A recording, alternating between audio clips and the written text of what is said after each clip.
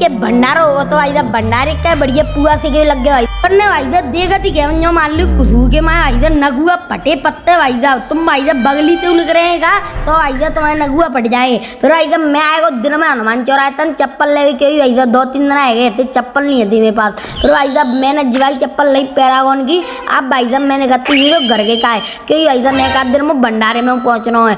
अब भाई साहब मैंने करी सीधो घर के का है और भाई साहब मैंने सीधो पहुंच के देगी कि भाई साहब पर पुआ ने का बढ़िया गुरु को जी बनना बढ़िया मिक्सचर पता ना जहाँ काका डतो है।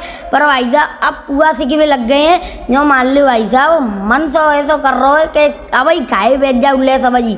पर भाई साहब अव्याल खाएंगे नेक देर बाद। अब भाई साहब पूरे पुआ बन गए भाई साहब जी तो मैंने तो नेक दिखाई है पुआ तो भाई साहब गले बने हैं।